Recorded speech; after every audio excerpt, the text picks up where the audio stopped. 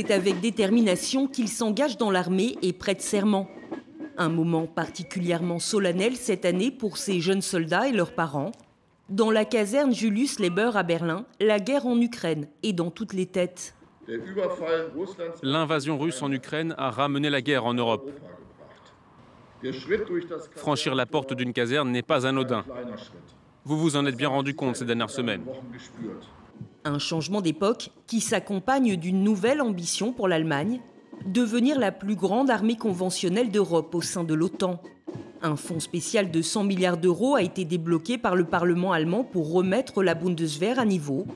Pour ces jeunes recrues qui rejoignent le bataillon de la garde, faire carrière dans l'armée prend une toute autre dimension. À 17 ans, Johann Klein a trouvé sa vocation. Pour la discipline, pour venir en aide à tous ceux qui en ont besoin et préserver la paix. Je suis fière de lui, même si j'étais un peu angoissée au début par cet engagement dans l'armée, mais je sais qu'il est sur la bonne voie. Mais pour l'armée allemande, le chemin sera long.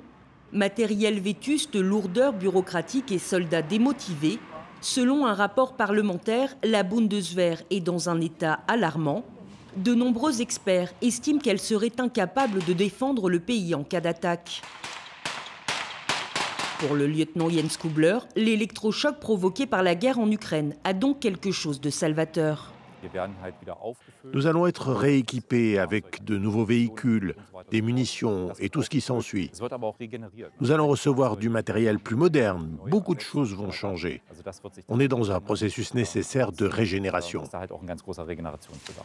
La Bundeswehr, dotée officiellement de 180 000 soldats, dispose de milliers de postes non pourvus. Alors tous les moyens sont bons pour recruter.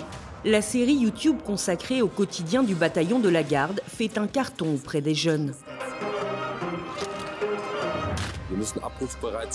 Très présente sur les réseaux sociaux, la Bundeswehr l'est également dans les salons pour l'emploi. Elle reste l'employeur préféré des lycéens allemands, juste après la police. On a un domaine militaire pour ceux qui veulent devenir soldats, mais aussi un domaine civil. L'armée propose plus d'une centaine de formations civiles ou militaires. Dans l'informatique, les sciences sociales, mais aussi des métiers qui nous amènent sur le terrain, comme la médecine. Personne ne souhaite que le pire arrive, mais si c'est le cas, je pourrais venir en aide aux gens, les soigner. Je serai prête à faire ça pour l'Allemagne. Dans les mois qui ont suivi le début de la guerre en Ukraine, le nombre de clics a doublé sur le site de la Bundeswehr.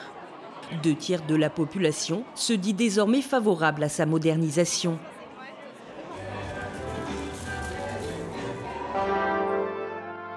Alors 22 ans après la réunification allemande et la fin de la guerre froide, la réserve de l'armée était à l'honneur aux célébrations de la fête nationale à Erfurt.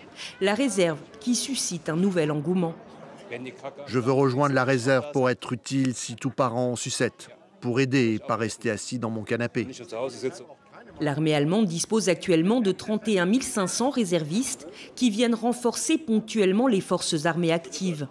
De passage pour une petite revue de troupes informelles, la ministre de la Défense Christine Lambrecht souligne leur importance grandissante. Nous entrons dans une époque où il est plus que jamais nécessaire de protéger les infrastructures critiques, mais aussi de développer une forme de résilience au sein de la société. En ce sens, les réservistes remplissent une mission très importante. Alors que le service militaire a pris fin en 2011, ces hommes et ces femmes sont appelés à endosser toutes sortes de missions sur le territoire allemand. Sans donner de chiffres, la Bundeswehr fait état d'une augmentation des candidatures. Personne n'aurait pu imaginer que quelqu'un change les frontières d'un pays à notre époque avec une telle violence, comme Poutine l'a fait.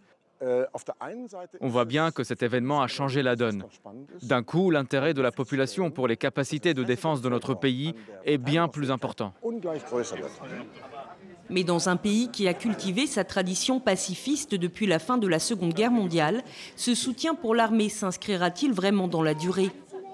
Pour l'heure en tout cas, tout semble indiquer que les mentalités évoluent selon cette spécialiste de la défense. On aurait pu craindre que la crise énergétique, par exemple, pousse les Allemands à retirer leur soutien à l'Ukraine. Eh bien, pas du tout.